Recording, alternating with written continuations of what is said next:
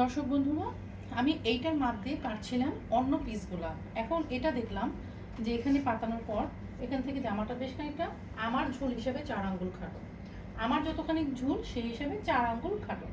এটা নিয়ে টেনশন করার কিছু নেই, যার যেমন পিস পাবেন সেরকমই জামা বানাবেন। শর্ট হলে শর্ট বানাবেন আর লং হলে লং বানাবেন। যদি শর্ট আমি না পরে থাকি তো আমি ওখানে আবার কুরুশ কাটা লেস করে দেবো, নয়তো বা আমি লেস কিনে লাগিয়ে দেবো, নয়তো বা কুরুশ কাটা লেস আমি করে দেবো। এটার পিছনে কতখানি কাজ আছে, যার দরুন আমি এটা অ্যাভয়েড করতে পারছি না। ঠিক আছে, এভাবে শুরু করে দিই। জিনিস নিজস্ব আইডিয়া আছে, আমি এখানে একটু হাত দিয়ে দেখছি যে আমার এটা সমান হয়েছে কিনা, এই কাজের নিচে ঠিক এই কাজটা বসেছে কিনা, দেখছি কি নিচের কাজটা একটু সরে গেছে, ওটাকে আমি একটু আমার আইডিয়া অনুযায়ী আবার একটু কাছে নিয়ে আসবো। এভাবে যদি নিজের মতন একটু ভাঁজ ফেলতে হয়, নিজে নিজে একটু কষ্ট করে এভাবে ভাঁজটা ফেলে নেবেন। এবার আমি দেখেছি গলাটা আমি ঠিক মিডিলে আছি।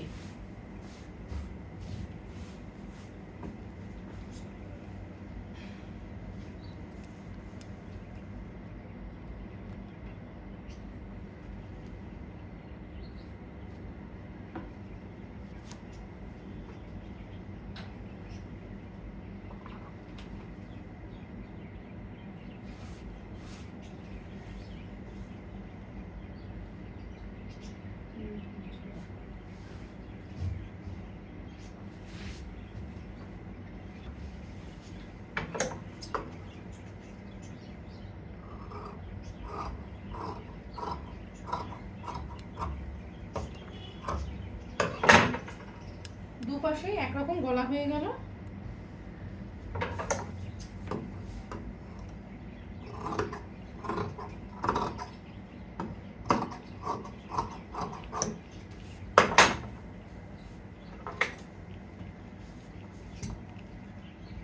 এটার পাশে তেমন একটা সাইডে কাপড় নেই, কিন্তু কিছু করার নেই, তো কাপড় যদি জোড়া দিতে হয় তো জোড়া দিতে হবে।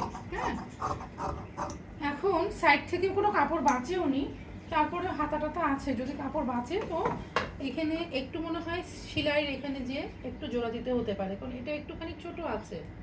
এটুকু অবশ্য ভাজে যাবে, কিন্তু ওটার ভাঁজ দিতে হবে যেটা, সেটা হয়তো বা জোড়া দিতে হবে। যাজ্ঞা, এই চলে গেল, বডিটা সরিয়ে রাখলাম। এবার নিয়ে আসি হাত।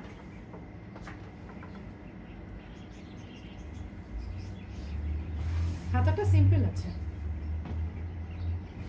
প্রথমে একটু মাপটা দেখো, 22 ইঞ্চি ঠিক আছে। আর এখানে দেখি এটাও বোধহয় ঠিক আছে। তারপরেও এখান থেকে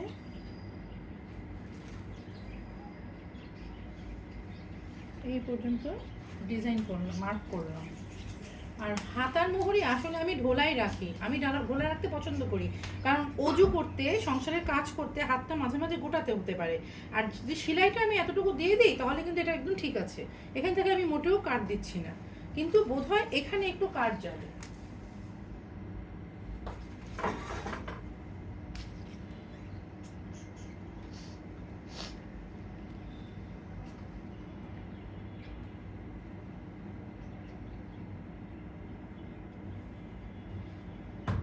এইভাবে এইভাবে একটু কাট এখানে আসবে, এই এতটুকু বগল আমার বাড়বে।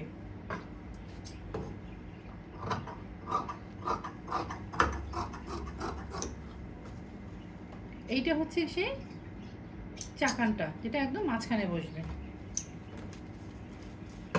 বোঝা যাচ্ছে আমার হাতটা। আজকের মতন এই পর্যন্ত, পরে যখন সেলাই হয়ে যাবে আপনাদের সঙ্গে শেয়ার করব। আল্লাহ হাফেজ।